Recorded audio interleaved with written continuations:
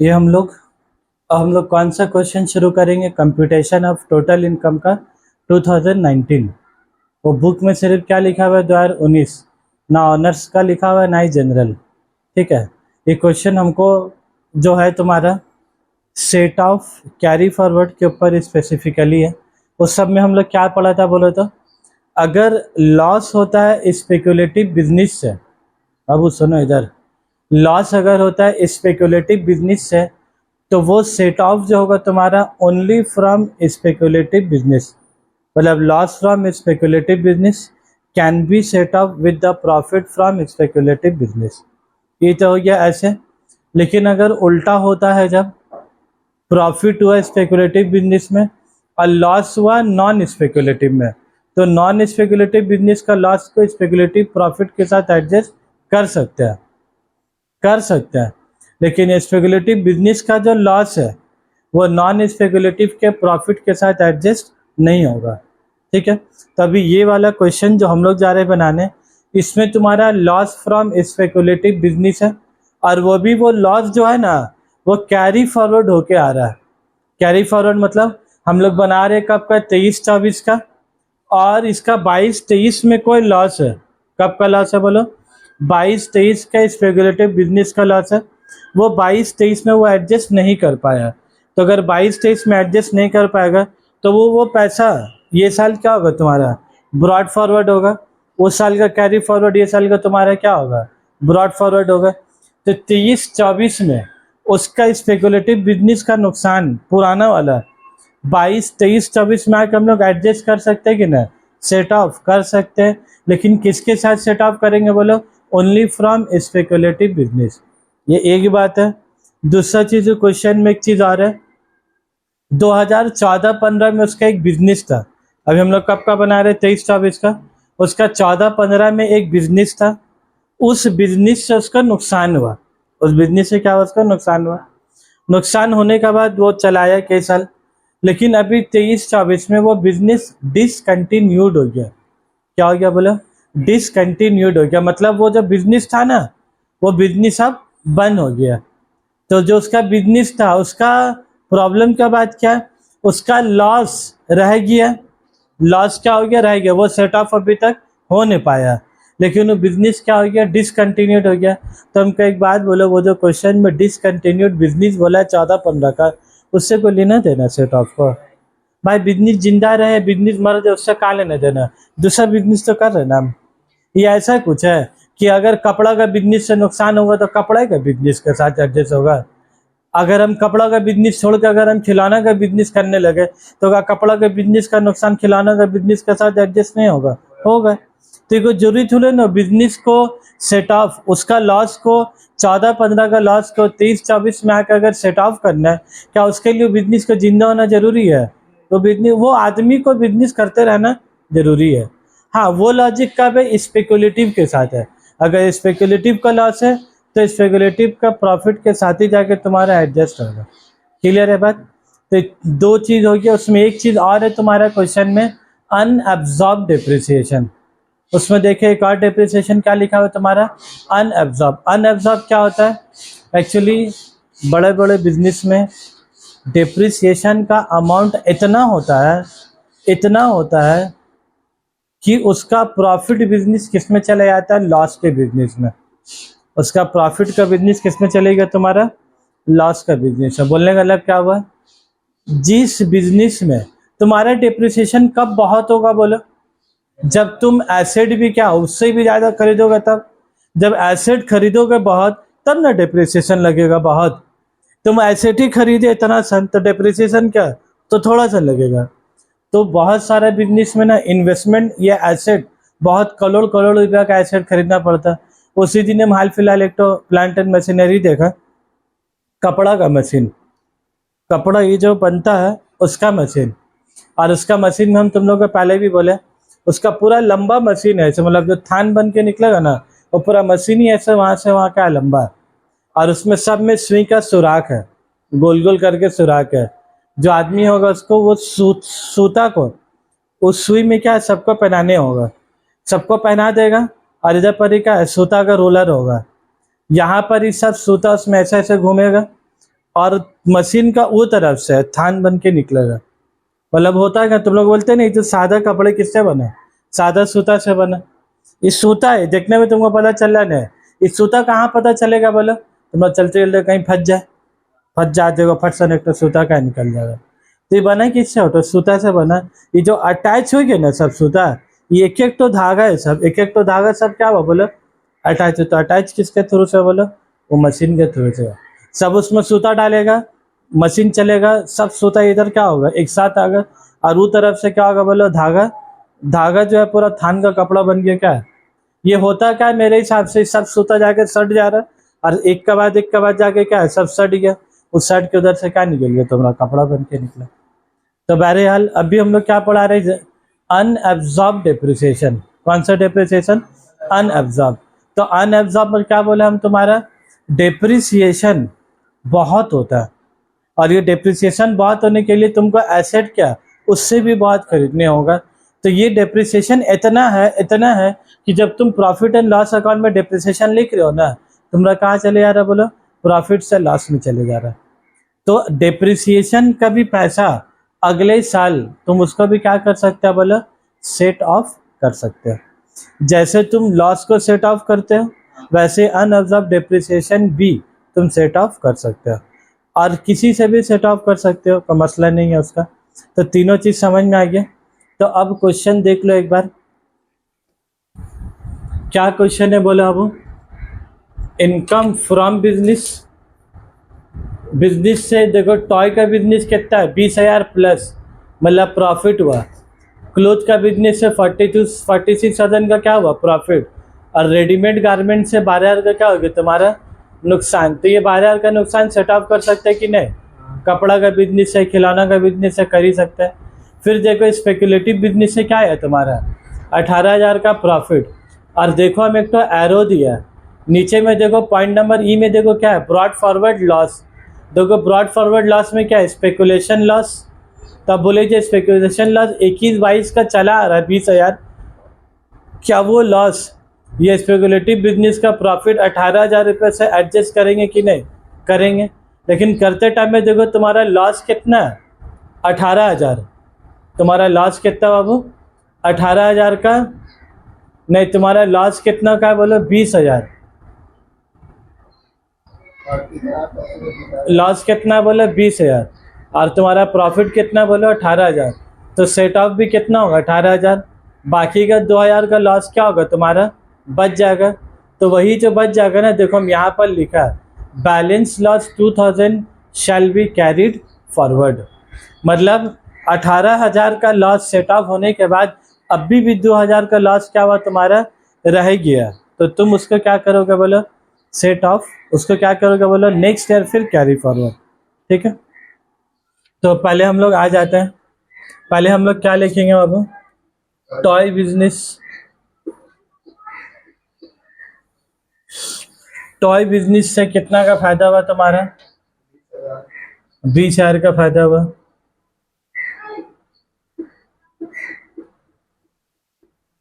Cloth business से कितना का फायदा हुआ तुम्हारा 46,000। उसके बाद रेडीमेड गारमेंट्स है, रेडीमेड गारमेंट से बोलो तुमको लॉस हुआ फायदा हुआ कि लॉस हुआ, लॉस हो गया। तो ये लॉस को इस सब प्रॉफिट के साथ करेंगे, एडजस्ट कर देंगे। तो 20 + 46 - 12 तो कितना हो गया तुम्हारा 54,000। अब तुमको क्या करना होगा, वो जो पिछला साल का देखो brought forward loss from cloth business, तो क्लोथ बिजनेस से जो तुम्हारा लॉस है ब्रॉड फॉरवर्ड लॉस फ्रॉम किससे बोला था क्लोथ बिजनेस, कितना का नुकसान है बाबू 8,000 रुपया का। तो 54,000 में से 8,000 रुपये क्या करेंगे हम लोग माइनस, तो 54 में से 8,000 जाएगा। और उसके बाद देखो तुम्हारा अनएब्जॉर्ब डेप्रिसिएशन है ना, अनएब्जॉर्ब डेप्रिसिएशन तो कितना रुपया हो गया बोलो 5,000 का, ये एक तो लॉस है तुम्हारा। तो 54 में से 8 गया और कितना जाएगा तुम्हारा 5, तो 54 में से क्या हो गया, 13,000 चलेगा तो कितना बचेगा बोलो, 41,000। ये एक जगह कर दिया, क्योंकि बिजनेस दो टाइप का होता है, एक स्पेकुलेटिव और एक तुम्हारा क्या है, नॉन स्पेकुलेटिव। तब तुम बोलो इनकम फ्रॉम नॉन स्पेकुलेटिव से कितना हुआ बोलो, इनकम फ्रॉम स्पेकुलेटिव बिजनेस से कितना का प्रॉफिट हुआ वो, 18,000 का। ये तुम्हारे क्वेश्चन में दिया है। और जो ब्रॉड फॉरवर्ड है, brought forward speculative loss, brought forward speculative loss तुम्हारा क्वेश्चन में तुमको कितना दिया, 20,000, लेकिन यहाँ प्रॉफिट ही तुम्हारा कितना, 18,000। तो यहाँ पर ही कितना रुपया एडजस्ट हो पाएगा बोलो, 18,000। 20,000 है क्या, 20,000 एडजस्ट हो पाएगा, नहीं, एडजस्ट ही कितना होगा तुम्हारा, 18,000। तुमको नोट में खाली एक तो चीज लिख देना होगा कि 2,000 रुपया तुम क्या करोगे बोलो अगले साल, मतलब उसको क्या करोगे, बैलेंस लॉस 2,000, इधर नोट बोल के लिख दो, बैलेंस लॉस 2,000 शैल भी क्या होगा बोलो, अभी साल का पैसा उस साल क्या आएगा तुम्हारा, shall be carried forward to next year. मतलब अब तुमको क्या करना होगा बोला, अगला साल फिर स्पेकुलेटिव बिजनेस से फिर तुमको प्रॉफिट करना होगा, तब फिर तुम ये 2,000 का लॉस वो स्पेकुलेटिव प्रॉफिट के साथ एडजस्ट कर सकते हैं। ठीक है, उसके बाद आ जाओ, इसका कहानी समाप्त बिजनेस का। उसके बाद आ जाओ कैपिटल गेन के तरफ में। कैपिटल गेन के तरफ में क्या होगा बोलो, income from capital gain long term on sale of land कितना, 44,000 का फायदा, और short term sale of gold कितना हो गया, 21,000 का नुकसान। तो बोलो शॉर्ट टर्म का नुकसान को लॉन्ग टर्म के फायदे के साथ एडजस्ट कर सकते हैं कि नहीं, कर सकते हैं। तो हम देखो लिख दिए, short term loss can be adjusted with long term capital gain, short term loss can be adjusted with long term capital gain. Short term का नुकसान लॉन्ग टर्म के फायदे के साथ एडजस्ट हो सकता है, लेकिन उल्टा अलाउ नहीं है। लॉन्ग टर्म का नुकसान शॉर्ट टर्म के साथ एडजस्ट नहीं होगा। ठीक है, लॉन्ग टर्म का नुकसान को एडजस्ट करने के लिए तुमको लॉन्ग टर्म कैपिटल गेन का फायदा करना ही होगा, तभी वो एडजस्ट तब होगा। तो आज आप पहले लोग क्या बोला तुम्हारा, लॉन्ग टर्म कैपिटल गेन कितना रुपया बाबू, लॉन्ग टर्म कैपिटल गेन कितना है, 44,000 और लेस एडजस्ट करेंगे। और ये बोलो ये ब्रॉड फॉरवर्ड लॉस है कि वही साल का लॉस है, उसी साल का। तो और उसका आगे में हम बी एफ नहीं लिखेंगे, शॉर्ट टर्म कैपिटल लॉस कितना रुपया हो गया वो, 21,000 रुपया। तो 44 में से 21,000 रुपये क्या होगा तुम्हारे, चले जाएगा, 44 में से 21,000 गया तो कितना बचा बोला। तो तुमसे अगर पूछेगा कैपिटल गेन से तुम कितना रुपया कमाए बोला, 23,000 कमाए, 44 जरूर, लेकिन 21,000 तो क्या हो गया, नुकसान भी हो गया। ये सब वही है। उसके बाद बोलो अब लास्ट वाला क्या तुम्हारा, इनकम फ्रॉम अदर सोर्स। देखो क्वेश्चन में क्या बोला, इंटरेस्ट ऑन बैंक डिपॉजिट से 12,000 मिला, लॉटरी इनकम से कितना कमाए तुम, 12,000। तो ये दोनों कहाँ जाएगा तुम्हारा, अब इनकम फ्रॉम अदर सोर्स। तो जाके इनकम फ्रॉम अदर सोर्स में लिख दो, इंटरेस्ट फ्रॉम किससे कमाया, फिक्स्ड डिपॉजिट, फिक्स डिपॉजिट है ना बाबू, ओ बैंक डिपॉजिट है, इंटरेस्ट ऑन बैंक डिपॉजिट। कितना रुपया मिला तुमको, 12,000। उसके बाद बोलो इंटरेस्ट फ्रॉम, नहीं इंटरेस्ट तो नहीं है, वो क्या है, विनिंग फ्रॉम लॉटरी। लॉटरी से कितना रुपया कमाए बाबू, कितना, 12,000 इससे भी कमाए। तो 12 तुम्हारा कितना हो गया, 24,000 रुपया। तो तुम बताओ टोटल इनकम कितना हो गया तुम्हारा, ग्रॉस टोटल इनकम कितना हो गया तुम्हारा? 1,26,000।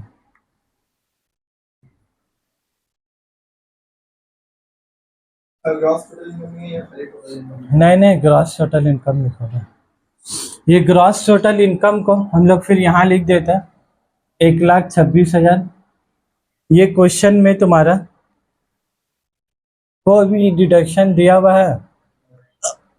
कोई भी डिडक्शन नहीं दिया हुआ। तो ये नील हो गया। ये नील करके तुम्हारा टोटल इनकम, तुमको कम से कम बाबू इधर टोटल इनकम मत लिख दोगे, जीटीआई लिख के तुमको लेस डिडक्शन क्या दिखाना होगा। हाँ, इतना बड़ा जगह नहीं भी छोड़ोगे तो चलेगा। टोटल इनकम तो यहीं पर ही लिख देते हम। तो टोटल इनकम तुम्हारा कितना हो गया? 1,26,000 टोटल इनकम। और इसको हम लोग क्या बोलते हैं बाबू? बोला तो टोटल इनकम, और प्यार से इसको क्या बोला जाता है? Taxable income. फिर लाइबिलिटी, भाई लाइबिलिटी तो कब है? जब इसके ऊपर लाइबिलिटी निकालोगे तब। अब तुम क्वेश्चन में देखो, तुमको लाइबिलिटी निकालने बोला है। तुम देखो क्वेश्चन का लास्ट लाइन क्या बोला? Compute total income of Shrimati कारक फॉर द असेसमेंट ईयर 23-24। खाली क्या निकालने बोला तुमको? Total income. तो हम लोग ये वाला टैक्स लाइबिलिटी का पोर्शन क्या है? करना ही नहीं है, तो ये हम लोग मिटा देते हैं। ये तो हम लोग अगला क्वेश्चन का था। तो तुम्हारा सवाल सिर्फ कितना हो गया? House property, business, capital gain, other source. इससे मेन नॉलेज हमको क्या लग रहा? बोलो बिजनेस प्रोफेशन नॉलेज में क्या मेन नॉलेज है? और ये सेट ऑफ का नॉलेज तुमको पता होना चाहिए था। इसीलिए जब हम वीडियो शुरू किया तो हम पहले सेट ऑफ का नॉलेज क्या क्या लगता है वो सब पहले बता दिया, फिर क्वेश्चन किया तो आराम से हो गया। ठीक है, इसी के साथ ये चैप्टर हम लोग का ख़त्म आज। और इसी के साथ हम लोग का डायरेक्ट टैक्स 40 मार्क्स का है पूरा कंप्लीट। यही पार्ट बहुत बड़ा था जो हो गया हम लोग का। अब तुम लोग घर में क्या करोगे ना बाबू, एक एक चैप्टर निकाल के क्या रिवाइज करोगे। और सबसे पहले तो इसमें और भी जो क्वेश्चन बचा हुआ है मेरा ये कराने के बाद, और भी क्वेश्चन बुक में एटलीस्ट जो एग्ज़ाम का क्वेश्चन है जिसमें तुमको ईयर दिखेगा 11, 21, 12, वो सब कम से कम ना प्रैक्टिस। क्वेश्चन तो बहुत है इसमें, उतना तुम्हारे लिए करना पॉसिबल है भी नहीं मेरे हिसाब से। तुम इतना कर लो जिससे तुम्हारे दिमाग में कंसेप्ट जाएगा क्या बैठ जाए बस।